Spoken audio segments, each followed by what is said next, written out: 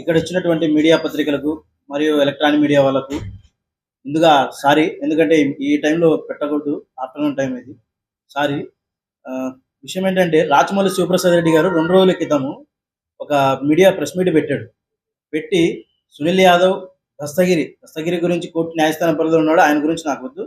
నా గురించి చెప్పడం ఏంటంటే 500కు 1000 రూపాయలకు ఇబ్బంది పడే సునీల్ యాదవ్ కోర్టులో పడగలెత్తాడని చెప్పేసి రాచమల్లి శివప్రసాద్ రెడ్డి గారు నా పైన చేసినటువంటి ప్రధానమైనటువంటి ఆరోపణ. ఆయన నేనేమంటున్నా, నా దగ్గర కోర్టులే పడగలెత్తి ఉంటే నేను రెంట్లో ఉండాల్సిన అవసరం లేదు. నా దగ్గర ఉన్న కోర్టులు ఏంటో ఆయన నిరూపించి ఆ కోర్టులు తీసుకుని నాకు ఇల్లు కొనిపించాల్సిందిగా నేను కోరుతున్నాను ఆయన్ని.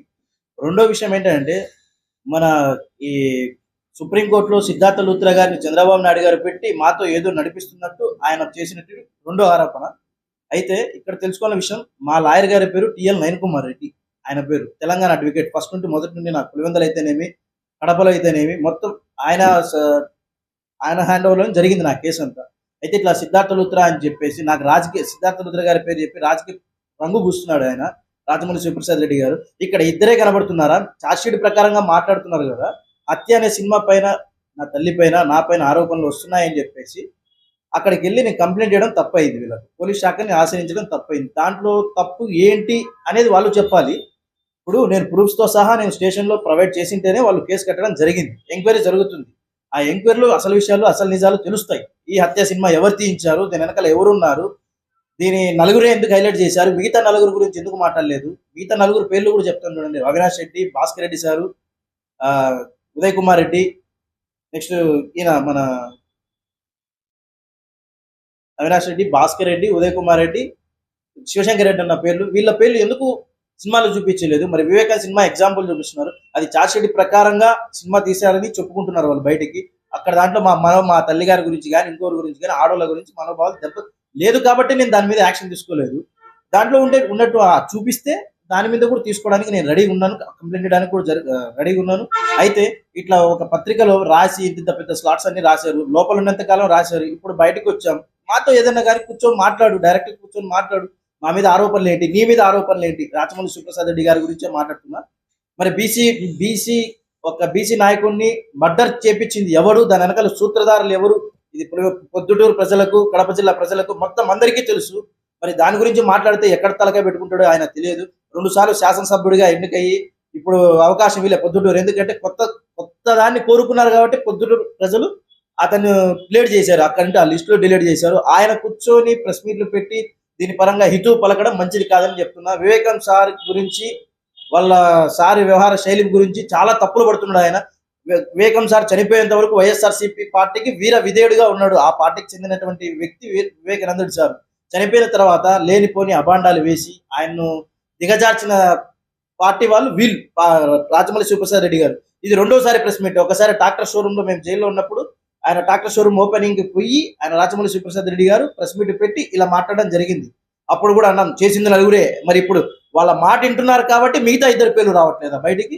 మొత్తం 8 మంది అయితే ఇప్పుడు 2ని ఎందుకు ప్రధానంగా చూపిస్తున్నారు, టార్గెట్ చేస్తున్నారు? అందుకనే ఈ రోజు చెప్తున్న వైఎస్ఆర్సీపీ పార్టీ వాళ్ళతోనే ప్రాణహాని ఉందని ఈ మీడియా ముఖంగా తెలియజేస్తున్నారు. ఇంకోటి లాయర్ ఓబులెడ్డి గారు ఆయన అంటున్నారు, పులివెందుల పోలీసు వాళ్ళు ఆగమేఘాలుగా ఎఫ్ఐఆర్ కట్టాల్సిన అవసరం ఏముంది అంటే, నేను ప్రూఫ్ తో సహా వాళ్ళకి ఇస్తేనే వాళ్ళు దాన్ని ఎంక్వైరీ చేసి తర్వాత ఎఫ్ఐఆర్ చేయడం జరిగింది.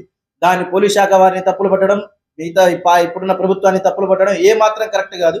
రెండోది 161 సిఆర్పిసి కన్ఫెషన్ స్టేట్మెంట్ నాదే కరెక్ట్ అయింది. వాళ్ళ తల్లి గారి పైన అతనే పెట్టుకున్నాడు, స్టేట్మెంట్స్ ఇచ్చినాడు, పర్సనల్ గా స్టేట్మెంట్ ఇచ్చాడని మన ఓబులెడ్డి గారు బయటకు చెప్పడం జరిగింది కదా. నేను ఒకటే చెప్తున్నా అన్న, మరి అయితే నేను ఇచ్చిన స్టేట్మెంట్ కూడా ఒకటి నిజమని మీరు ఒప్పుకున్నట్టే కదా ఇండైరెక్ట్ గా. అయితే మీరు మిగతా వాళ్ళు ఇచ్చిన ఇండైరెక్ట్ మెసేజ్ అంటే ఈ హత్యలో మీరు కూడా ప్రలోభాలు పెట్టిన రోజులు లేవా? అది కూడా స్టేట్మెంట్ కరెక్టేనా?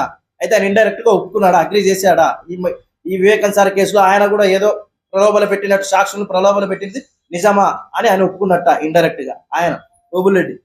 రెండోది సతీష్ రెడ్డి గారు పెట్టారు ప్రెస్ మీట్.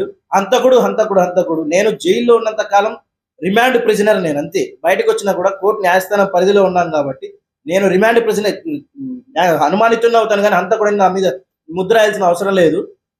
పోలీసు వాళ్ళు ఆగమేఘాల కట్టారంటే ప్రూఫ్ తో సహా ఇచ్చాను. సెన్సార్ సర్టిఫికేట్ గురించి మాట్లాడుతున్నారు. హత్య సినిమా సెన్సార్ తీసింది వేరే వాళ్ళు, పేర్లు వేసింది వేరే వాళ్ళు. హత్య సినిమా నాకున్న ఇన్ఫర్మేషన్ మరి ఇదే రాజమౌళి శివప్రసాద్ రెడ్డి గారు గవర్నమెంట్ పడిపోయిన తర్వాత, గవర్నమెంట్ రాని తర్వాత ఒక ఒక 5 స్టార్ హోటల్లో, హైదరాబాద్ 5 స్టార్ హోటల్లో, పేరు నాకు తెలియదు, త్వరలో చెప్తా అది కూడా. ఆ హోటల్లోకి పోయి ఎవడి కాళ్ళు పట్టుకొని డబ్బులు ఇచ్చి నన్ను వేసిన భూ కబ్జాలు అయితేనేమి, అక్రమాలు అయితేనేమి, నావి బయటికి రాకుండా చెయ్యండి అని ఎవడు కాళ్ళు పట్టుకున్నాడో తెలియదా పొద్దుటూరు ప్రజలకు అని నేను అడుగుతున్నా.